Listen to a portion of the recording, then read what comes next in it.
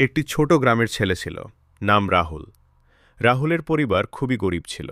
তার বাবা একজন দিনমজুর আর মা অন্যের বাড়িতে কাজ করতেন।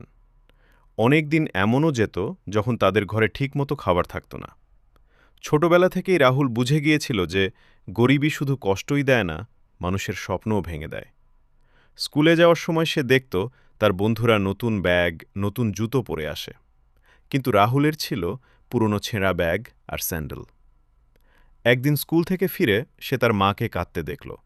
মা বললেন, আজ ঘরে চাল নেই, কাল কি খাওয়াবো জানি না। মায়ের চোখের জল দেখে রাহুলের বুকটা কেঁপে উঠল।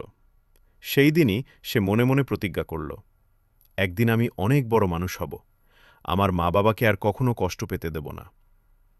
পরের দিন থেকে রাহুল স্কুলের পাশাপাশি ছোটখাটো কাজ শুরু করল। সে বাজারে লোকেদের ব্যাগ বহন করত, কখনো চায়ের দোকানে সাহায্য করত। যতটুকু টাকা পেত সব মায়ের হাতে তুলে দিত। কিন্তু শুধু এইটুকুতে সে থেমে থাকেনি। রাহুল সবসময় ভাবত কিভাবে নিজের একটা ব্যবসা শুরু করা যায়। একদিন সে বাজারে দেখল একজন লোক রাস্তার পাশে ছোট্ট একটা চায়ের স্টল দিয়ে ভালো আয় করছে। সেই দৃশ্য দেখে তার মাথায় একটা আইডিয়া এলো। সে কয়েক মাস ধরে অল্প অল্প করে টাকা জমাতে লাগল। অনেক কষ্টে ২,০০০ টাকা জোগাড় হলো। সেই টাকা দিয়ে সে রাস্তার পাশে একটি ছোট চায়ের দোকান শুরু করল। প্রথম দিন মাত্র ৩ জন কাস্টমার এলো, দ্বিতীয় দিন ৫ জন। অনেকেই তাকে দেখে হাসত, বলতো, এই ছেলেটা কখনো বড় কিছু করতে পারবে না।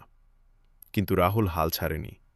সে প্রতিদিন সকাল থেকে রাত পর্যন্ত পরিশ্রম করত।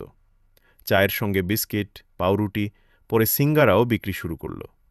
তার ব্যবহার এত ভালো ছিল যে ধীরে ধীরে কাস্টমার বাড়তে লাগল।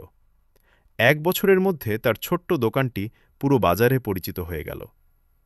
এরপর রাহুল সেই লাভের টাকা দিয়ে আরেকটি দোকান খুলল। ধীরে ধীরে সে একটি ছোট রেস্টুরেন্ট তৈরি করল। বছর ৫ পরে সেই গরিব ছেলেটাই শহরের একজন সফল ব্যবসায়ী হয়ে উঠল।